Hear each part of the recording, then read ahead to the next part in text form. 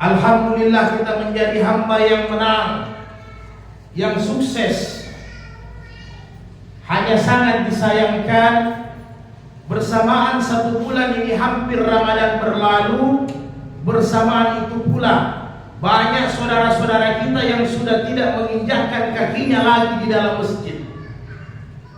Sudah mulai banyak masjid kosong dari jamaah. Apalagi di luar-luar kota bahkan sudah tidak hidup azan 5 waktu. Kadang azan yang hidup tinggal maghrib isya. Ya mudah-mudahan di tempat kita tetap bertahan istiqamah dengan amal-amal saleh. Ramadan berlalu seolah-olah semua lembaran-lembaran amal yang dibuat juga ditutup.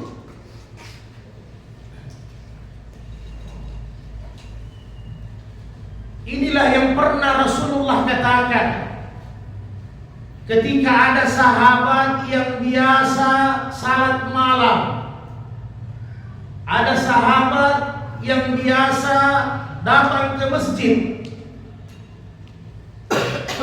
tiba-tiba sudah tidak nampak lagi.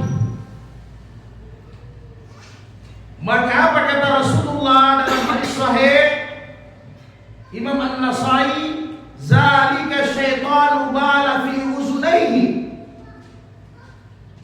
Itulah orang-orang yang telinganya dikencingi oleh setan.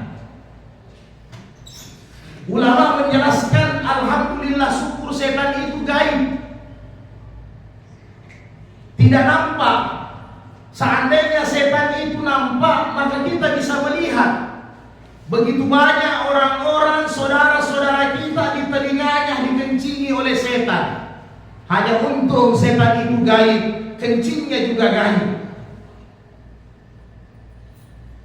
Saudaraku yang berbahagia, padahal di mana saja kita berada, beraktivitas apapun, tidak menghalangi kita untuk senantiasa menjaga ibadah, khususnya sholat. Tidak menghalangi kita untuk senantiasa mencintai dan memakmurkan masjid. Karena itulah tempat kita ujung-ujungnya nanti kembali. Kita akan disalatkan di masjid sebelum dibawa ke liang kubur. Satu ketika dalam hadis sahih Muslim, ata Nabi sallallahu rajul wa'ma, datang seorang sahabat laki-laki yang buta kepada Nabi. Kemudian berkata, ya Rasulullah, saya ini tinggal seorang diri, tidak punya teman, tidak ada orang yang bisa tuntun saya untuk datang ke masjid salat berjamaah. Maka saya minta keringanan supaya saya salat di rumah saja. Farahassa Rasulullah, kemudian Rasulullah memberikan keringanan. Ketika sahabat yang buta ini mau pergi meninggalkan Nabi, Nabi memanggil kembali.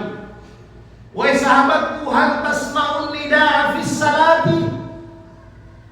Wahai sahabatku, Abdullah bin Maktum, seorang yang buta, apakah dari rumahmu engkau mendengar panggilan azan sembahyang?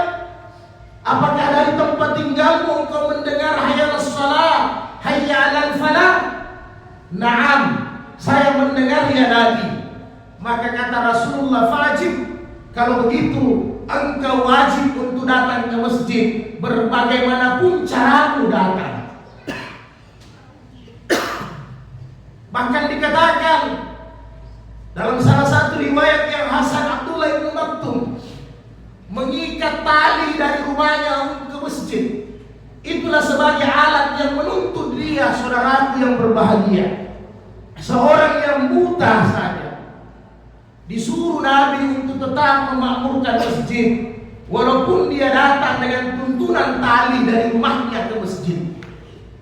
Bagaimana kita yang Allah berikan semua lengkap panca yang sempurna, pendengaran yang bagus, mata yang terang, tidak ada kekurangannya. Apa yang memberatkan kita untuk datang ke masjid, untuk memakmurkan masjid Allah? Saudaraku yang berbahagia, belum lagi amalan-amalan yang lain. Yang biasanya selama Ramadan kita tarawih sudah tidak lagi salat malam. Bahkan bukan hanya salat malam, salat subuhnya juga terlewatkan. Masih bagus. Ketika dia bangun terlambat langsung salat. Bagaimana kalau dia tidak salat subuh? Maka itu kemungkaran yang paling besar, dosa yang paling besar. Bainal iman wal kufur. Pembanding antara iman dengan kekufuran as-salah. Seseorang yang meninggalkan salat muta'ammidan dengan sengaja, maka dia sudah masuk di dalam pintu kufur. Na'udzubillah, summa na'udzubillahi min zalik.